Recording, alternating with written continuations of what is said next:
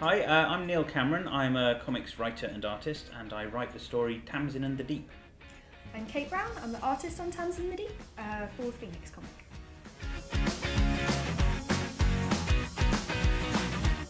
So we've got some tips for how to get started making your own comics, telling your own stories. Here they are. Here are our top tips. So our first tip is show, don't tell. Comics is a visual medium. It's about telling stories using pictures, and it's important to make the most of that, to use that to your advantage, to show what's happening, show the reader what's happening in your story. You don't need to be explaining everything verbally. You can tell so much with pictures, with images, that you can use the words to complement that and to do things that only words can do, rather than trying to do things that pictures can do much better. You wouldn't have a picture, you wouldn't open your story with a picture of someone sitting there feeling sad and a narrative caption saying, "I was very sad that day," because that would be pointless, it would be redundant. But you can use words in interesting ways. You could open your story with a picture of someone skipping along happily through a meadow and the caption saying, "I was feeling very sad that day." That's then got something interesting, and that's sort of using the words and the pictures to do something together, which is what you want with comics. Yeah, or you wouldn't even have to use words if you don't want to. Is that kind of phrase, like a picture says 1,000 words.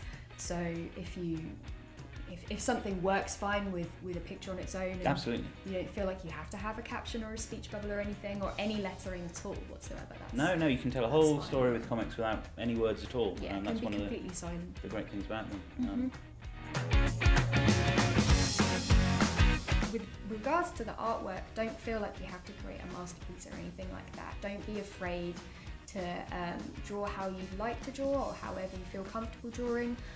You don't even really have to draw at all. You could use collage, or you can use like photos to make a photo story, or you can then draw over the photos, or whatever you want. You can use clip art, you can use anything photos you've cut out of the newspaper. You can anything that's visual really is what's going to make your story.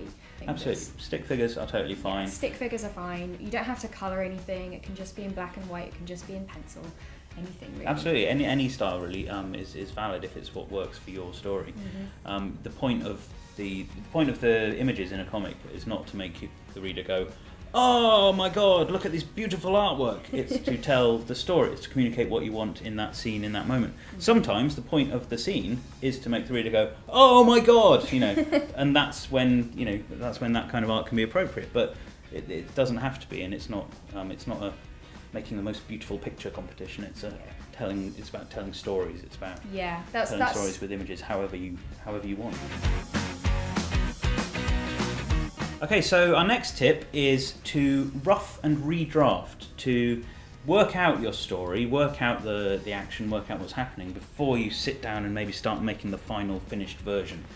There's a couple of different ways to make comics and to work out your story. You can write a script for yourself. With Tamsin, I write a script which I pass on to Kate, and Kate then works through the process of drawing the comic, which goes itself through various stages.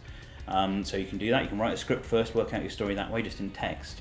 Or you can dive straight in. When I'm making comics myself, I tend to just dive straight in and start drawing little stick figure versions of it, working out the story visually, working out what they're saying at the same time. I think when you're looking at any kind of published comic, you never get to see the process behind that, and certainly those comics don't come out looking like that at all.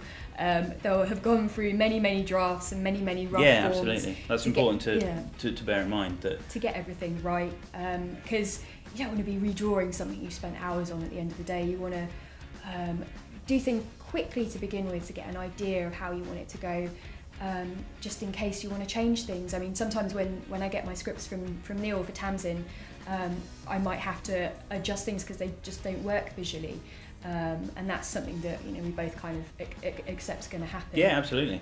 So working in rough first is absolutely one of the most. And it's good to keep it fluid if you can. Like sometimes we'll go through the process of something will be drawn, and then you'll see, oh, they shouldn't quite be saying that. That dialogue doesn't quite fit what should be happening in this moment now. So it's good to keep it sort of alive as you're working on it. Be prepared to change things, throw things out, try things different ways. Maybe not get too precious about things. Yeah, absolutely. At first, and wait until you're happy with them to spend all your time doing them up in neat. Planning is key. So our next tip is just to look around you, to look at the world around you, both from both a writing point of view, coming up with ideas, finding inspiration, and from an artistic point of view, learning how to draw stuff. The best thing is to just study the world around you. Look at, think about the people you know. Think about the characters in your life. Take inspiration from them. That will make your characters feel more real, feel more like real people if they are based on elements from the real world. I think that's the best way to find inspiration. There's so much going on around you all the time. Just look around you and take something as a starting point and make a story from that. Yeah, I mean specifically for Tamsin, as it had a location that we already kind of knew about with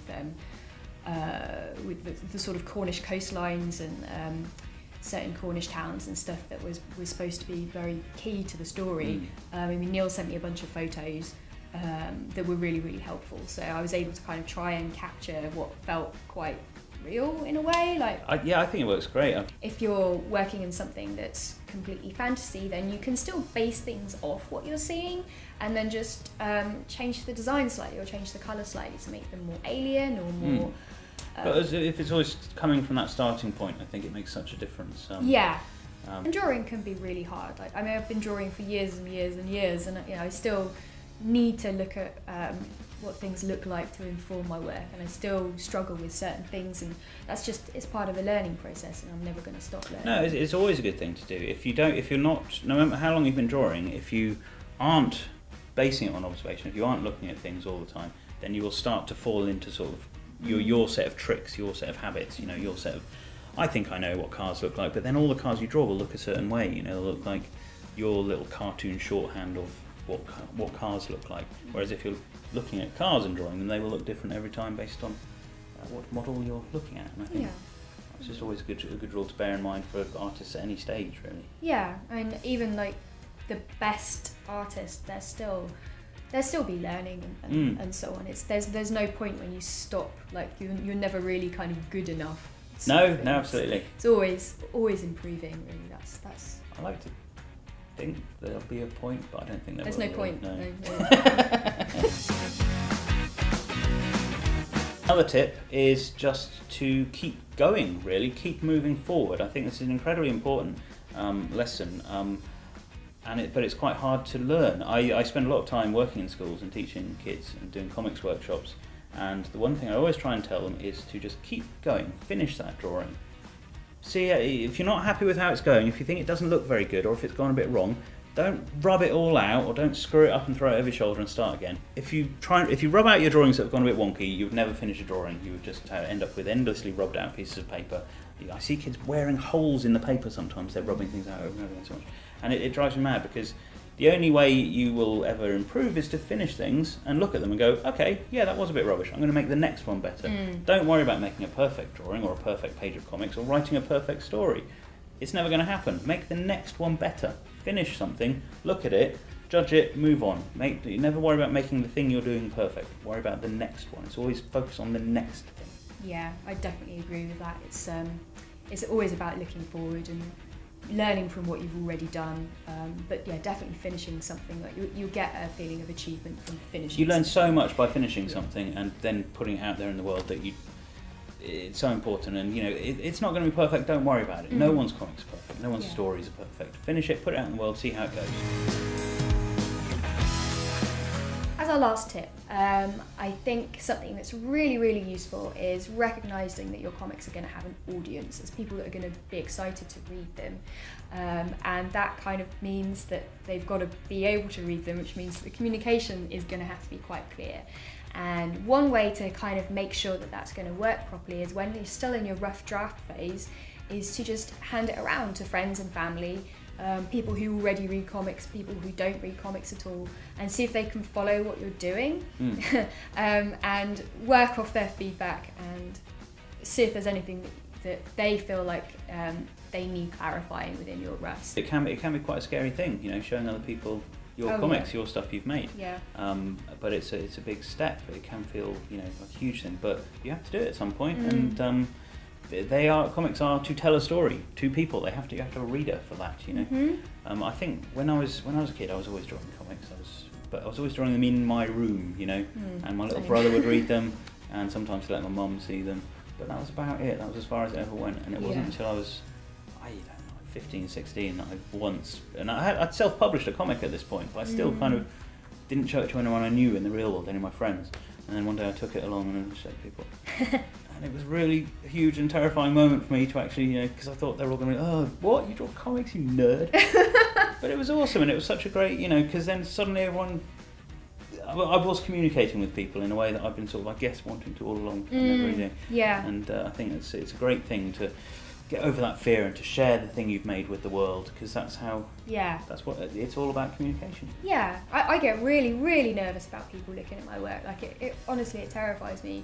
And I sometimes... And you are a professional comics artist.